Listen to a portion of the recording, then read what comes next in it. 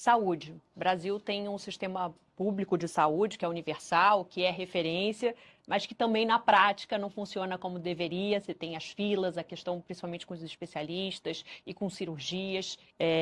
Na sua avaliação hoje, qual que é o principal problema? Você diz que é o candidato do choque de gestão. Se eleito, qual que seria a sua primeira medida, por exemplo, na área da saúde? O problema da saúde no Brasil é acesso. Acesso. Então nós temos um sistema que é universal em termos nominais. Mas na prática é universal? Quando eu falo, o que é na prática universal? Se você precisar de uma cirurgia, você tem acesso a ela? Não. Não. Se você precisar de um exame rápido, você tem acesso a ele? Não. Se você precisar de um atendimento especializado, você tem um acesso rápido a ele? Não. Então, pera. Se você não tem a consulta especializada, se você não tem a cirurgia, se você não tem o exame, você não tem nada. E esse é o problema. Nós temos que trabalhar para que o sistema seja de fato universal. Você tem muitas decisões políticas que são tomadas sobre a instalação de policlínicas, que são as clínicas para várias áreas para você fazer os exames, hospitais em regiões erradas, por conta de influência de um deputado que tem uma emenda e joga aqui e ali. Você tem que ter um modelo que se chama Hub and Spoke, que tem os hubs. Então, por exemplo, uma determinada cidade polo, vamos dar um exemplo, um Caruaru, que é no meio ali do Agreste. Essa se torna uma cidade polo. Então você tem os hospitais maiores, você tem algumas policlínicas, aí você tem as UPAs, UBSs ao redor das cidades menores fazendo aquele primeiro atendimento, e aí você consegue implementar a lógica do SUS. Então você tem que resolver isso. Você tem que mudar a fila, porque a fila é a morte do acesso, e a fila no Brasil ela segue critérios dos mais imbecis possíveis. Por exemplo, você está com um câncer super agressivo, você precisa fazer um exame. Eu preciso fazer um exame de rotina. Você fica na fila atrás de mim. E aí, às vezes, para mim passar na fila, você tem que falar com política, que acontece no interior do Brasil. Seu contato é o vereador amigo, é o deputado amigo.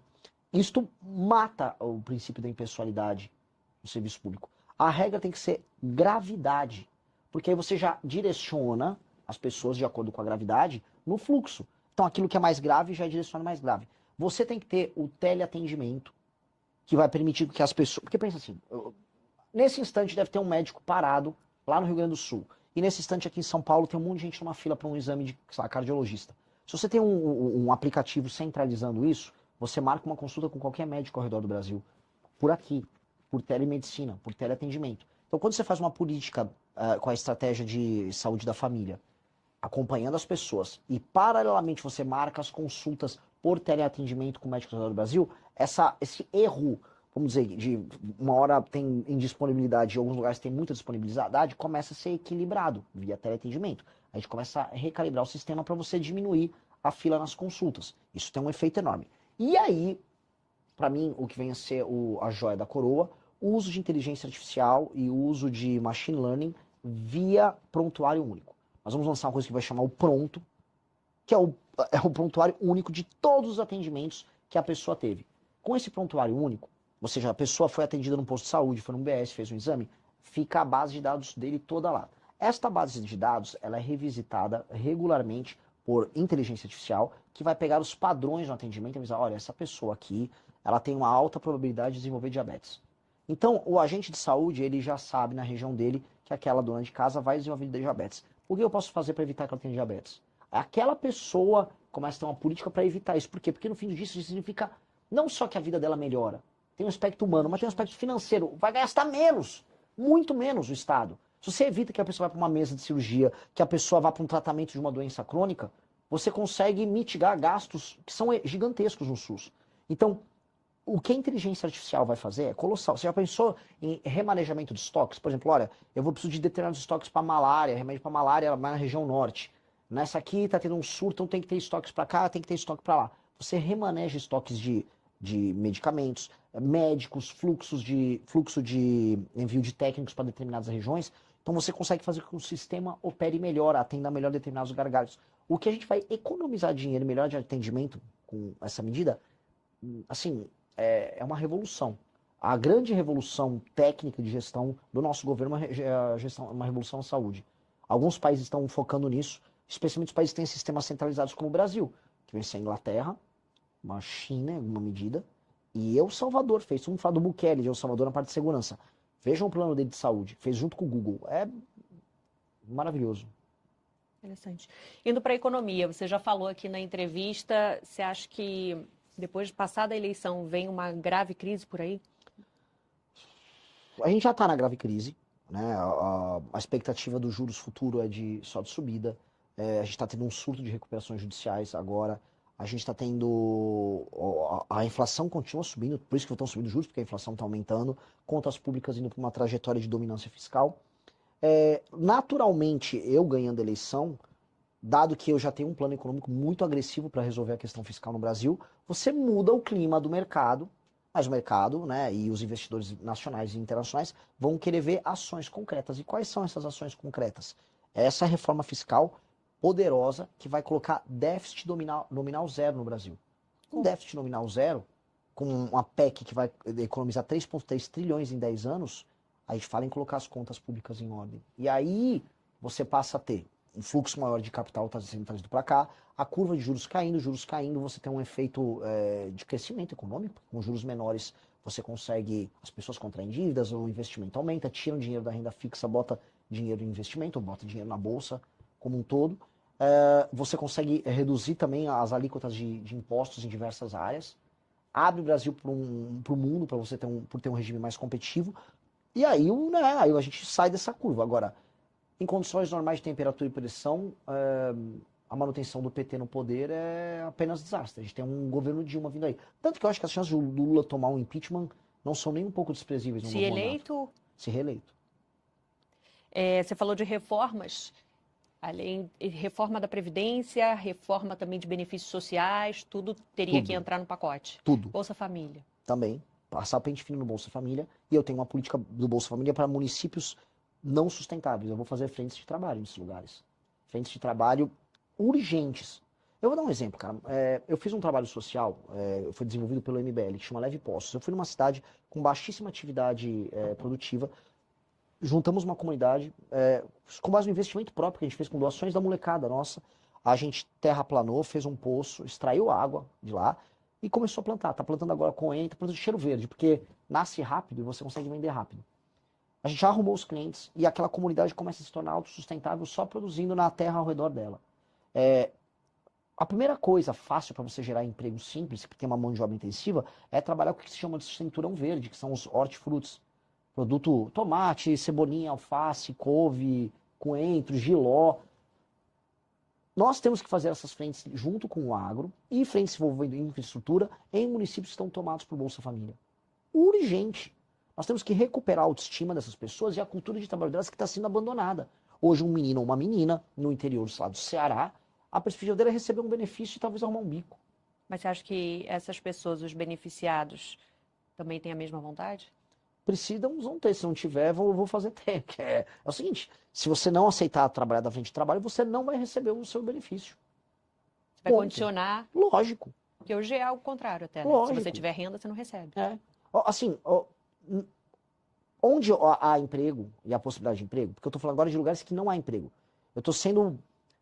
Como é que eu posso colocar? A gente tem que ser muito humano para entender. No interiorzão do Nordeste, não tem atividade econômica. Não existe. Você sai de uma cidade para outra no Rio Grande do Norte, não tem caminhão passando. O que quer dizer isso? Não tem atividade econômica, não tem circulação de mercadoria. Você chega numa quarta-feira à tarde, numa cidadezinha de 3 mil habitantes no Rio Grande do Norte, tá um sujeito da minha idade parado numa cadeira, assim, na frente da casa dele, assim, ó, olhando pro vento. Isso não é vida. Então, há o lance, assim, o cara recebeu o Bolsa Família e não quer trabalhar. Muitos casos, assim, agro e comércio se ressentem demais. Dito isso, também tem a ausência de atividade econômica. Então, nós temos que começar a apertar essas cidades a terem atividade econômica. O governo, e assim, a infraestrutura e o cinturão verde são dois caminhos muito rápidos para você já inserir essas pessoas no mundo do trabalho. E assim, eu estou te dando uma alternativa. Não quer trabalhar, não vai receber Bolsa Família. Não vai. Agora, tem lugares que não conseguir chegar lá, continua lá com Bolsa Família e vamos resolver de outra maneira. Então, indo para a questão fiscal, vai ter que passar pente fino em benefícios sociais. O BPC tem um monte de fraude. Um monte de fraude. E o BPC, o valor é muito maior do que o Bolsa Família. E ainda é corrigido de acordo com o salário mínimo. É um monte de fraude. Arrumei uma briga enorme aí, continuarei arrumando a briga. A máfia do laudo falso do autismo. Se eu quisesse pegar um lado falando que eu sou autista, eu conseguia. Eu já sou meio hiperfocado e tal. Hoje você tem laudo falso, eu tô falando. Para conseguir benefício? Lógico. Hoje, com a lei Berenice Piana, lá de 2012, foi equiparado a outras deficiências, o autismo. Então, uma pessoa que é deficiente, por exemplo, pode perder uma perna, perder os movimentos, ela não paga imposto na hora de comprar um carro. Faz sentido, aquela pessoa, né, é todo um esforço que ela tem para ter aquele carro. Aí um autista, nível 1, que consegue um laudo malandro e não paga imposto para comprar. Pô, isso é injusto. Com todo mundo na cadeia. A começar pela pessoa que tem uma deficiência e fica na fila para conseguir o benefício que ela merece, porque uma pessoa, conseguiu um laudo do autismo, aí põe aquele colarzinho, fica se fingindo de deficiente para obter benefício. Não estou falando que todo autista faz isso. Tem pessoas que são autistas que eventualmente precisam do benefício. Agora, tem milhares e milhares de malandros que estão pegando o benefício. Sem estabelecer critérios ou gravidade. Vou passar o pente fino. Assim, se a pessoa ela não está inviabilizada, isso significa que ela precisa de suporte de outras pessoas para poder fazer as suas atividades básicas, ela não vai receber benefício. Não vai. Eu sou meio tímido. Tem uns influenciadores, eu juro pra você, eu dá raiva. Porque tem uns influenciadores, assim, famosos. Tem um menino, o Yuji, um japonesinho. Eu sou autista nível 1. Calma aí, cara. Você é um autor, apresentador de TV, ganha bem pra caramba e não quer pagar imposto? Toma banho, cara, sabe? Vamos parar com essa... Isso é tiração de sarro com as pessoas. Isso é tiração de sarro com autistas que precisam, com mães de autista que, a vida dela é um inferno. Essa pessoa precisa de um benefício que ela não consegue trabalhar para sustentar. Então, a mãe do autista real precisa, o malandro não.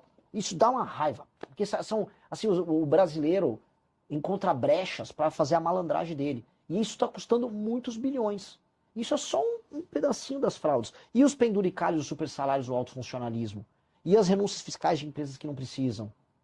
E vamos botar aqui os reajustes automáticos e a falta de incentivo no serviço público para que as pessoas tenham desempenho. A gente vai reformar tudo isso. E você acha que você consegue aprovar? Preciso aprovar. Essa é a primeira coisa que eu preciso aprovar. A reforma fiscal. Essa é a primeira coisa. Assim, aí, cara, se eu ganhei a eleição, eu acumulei capital político. Eu vou gastar meu capital político fazendo isso. Vamos lá. Agora, outra também medida que você anuncia que deve dar um trabalho para gastar também boa parte do capital político que ainda sobrar, a reforma do Estado. Você falou da questão dos municípios e você tem falado muito sobre a proposta de fundir municípios. O Brasil tem 5.570 municípios. Seria o que? Quase metade, tem menos de 10 mil habitantes, um pouco menos da metade. A maior parte dos municípios brasileiros, eles têm um status de ente federativo e não cumpre o básico, que é ser minimamente sustentável do ponto de vista econômico. Eu não vou cometer injustiças. Por exemplo, eu conversei com alguns prefeitos do Rio Grande do Sul que falaram, meu município tem 5 mil habitantes, Renan. Mas assim, se a arrecadação ficasse no meu município teria dinheiro para tudo, porque é um município de cooperativas do agro, só que por conta da Lei Candir, que faz com que não haja tributação sobre o exportado, esses municípios ele não têm arrecadação. Agora, a população trabalha. Eu falei, o seu município é um município, ele tem que continuar existindo. Agora, um município sem atividade econômica, o que é diferente é arrecadação, por que ele é um município? Por que o Estado do Brasil tem que sustentar um prefeito, 9 vereadores no mínimo, um monte de secretário que não faz P nenhuma, e bancar tudo aquilo para eles fingir que tem uma bandeira e tem uma eleição, que ele compra o voto das pessoas e emprega metade da população na máquina pública? Não. Não. E aí, vão ser de duas maneiras. Eu vou tentar estabelecer o critério e fazer a fusão. Se eu não conseguir, eu vou fazer o que o Japão fez, a Itália está fazendo, que é assim, olha, se você não se adequar, tá, você vai perder o status de município. Então a gente dá um prazo para ele se adequar, aumentar a atividade econômica e se tornar autossustentável. E se você se fundir com o seu município vizinho, ambos os municípios vão receber uma injeção de investimento. Então eu crio sistemas de incentivo para que a fusão ocorra. Porque o que aconteceu dos anos 90 para cá foi que houve um incentivo muito grande, porque era muito fácil abrir município. Então, em geral, grupos políticos menores dentro de uma cidade falavam, cara, é mais fácil eu ganhar eleição na cidade ou eu separar essa área que eu sou dominante? Então, vários vereadores e suas famílias dividiam as cidades e criavam a cidade deles. E eles viraram um próprio senhor feudal ali. A gente tem que reunificar essas cidades. Tem que fazer cair para menos de 3 mil cidades no Brasil. Isso vai ter um efeito administrativo colossal. Melhoria nos serviços públicos. Isso vem acompanhado da grande revolução política que vai fazer, se tudo der certo, ser lembrado nos livros de história como o maior presidente que o Brasil já teve, que é a Lei de Responsabilidade Gerencial, que é estabelecer indicadores de desempenho para os municípios e depois para os governos estaduais. E vai funcionar assim. O município, o prefeito já assume com as metas. Olha, aqui o IDEB nas escolas é tanto, o SAEB é tanto, vocês estão abaixo da média aqui, não tem saneamento básico, a mancha de crimes urbana está alta nessa região aqui na cidade, a fila nas UPAs está em tal grau aqui nessa métrica, o PIB da cidade, a atividade econômica é mínima. Você tem que subir isso para isso, tá. Se você sobe, você ganha pontos. Todas as emendas são condicionadas a você entregar essas metas e vai ter um comissário do governo federal acompanhando a implementação dessas metas e acompanhando o pagamento. O dinheiro não está vindo do governo federal? É o que manda, via o Fundo de Participação dos Municípios. Então eu vou ter um controller do governo federal do lado do prefeito. Se ele não estiver gastando direito, a gente interfere na gestão pública daquele município. Se o prefeito não entregar o básico dos indicadores, ele perde direitos políticos e não concorre por 8 anos. Agora, e se ele entregar? Se ele entregar, o fundo partidário deixa de ser determinado pelo número de deputados eleitos e passa a ser determinado pelo número de pontos que o prefeito ganha atingindo as metas. Portanto, a função política do prefeito é entregar coisas boas para as pessoas, indicadores bons de desempenho.